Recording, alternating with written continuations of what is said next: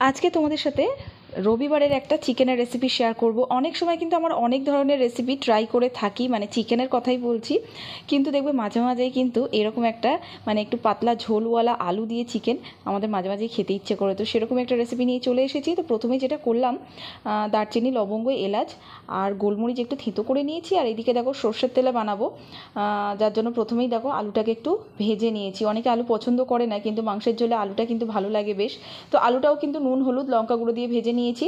এবারে আলুটা তুলে নেবার পরে ওই তেলের মধ্যে দেখো চিকেনটা আমি দিয়েছি। চিকেনটা একটু কিন্তু ভেজে নেব, সেটাও কিন্তু আমি নুন, হলুদ আর লঙ্কা গুঁড়ো দিয়ে দেখো বেশ কিছুক্ষণ ভেজে নিয়েছি। তো নেওয়ার পরে এবার চিকেনটা কিন্তু আমি এবার তুলে নেব। তো সবগুলো দেখো চিকেন এখানে তুলে নিচ্ছি। তো চিকেনটা তুলে নেওয়ার পরে ওই তেলের মধ্যেই দিয়ে দিচ্ছি তেজপাতা, সাথে যে মশলাটা প্রথমেই থেতো করে নিলাম ওটাই দিয়ে দিলাম। আর এটা দিলে না ভীষণ সুন্দর একটা গন্ধ বেরোয়। আর এখানে দেখো পেঁয়াজ কুচি দিয়েছি, আর তার সাথে একটু নুন দিলাম। নুনটা দিলে কী বলো তো, পেঁয়াজটা একটু তাড়াতাড়ি নরম হয়ে যায়।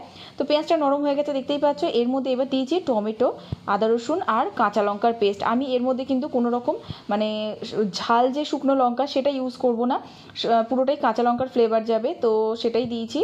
আর বুঝে দিতে হবে অবশ্যই, যে যেরকম ঝাল পছন্দ করো সেই হিসেবে দেওয়া যাবে। তো সেটা দেওয়ার পর আরও 2 মিনিট আমি মিডিয়াম ফ্লেমে নাড়াচাড়া করার পর এখানে মশলা দিয়েছি, যার মধ্যে কাশ্মীরি রেড চিলি পাউডার আছে, হলুদ গুঁড়ো আছে, এদিকে দিয়েছি ধনে গুঁড়ো বেশ কিছুটা, আর দিয়েছি মৌরি গুঁড়ো।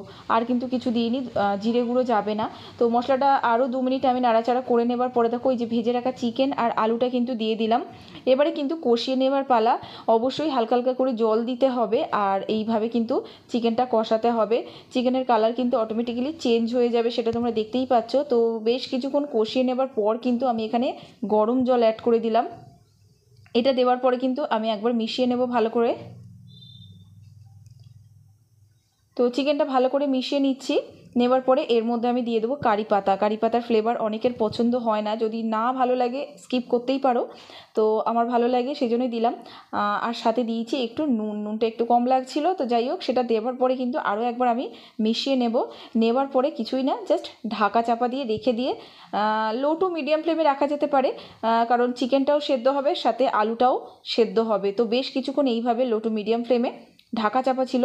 একদম রেডি হয়ে গেছে। আর এরকমই কিন্তু ঝোল ঝোল থাকবে। যদি এর থেকে ঝোল শুকনো করতে চাও সেটা করা যেতে পারে। দেখো আলুটা কিন্তু গলে গেছে, মানে নরম হয়ে গেছে।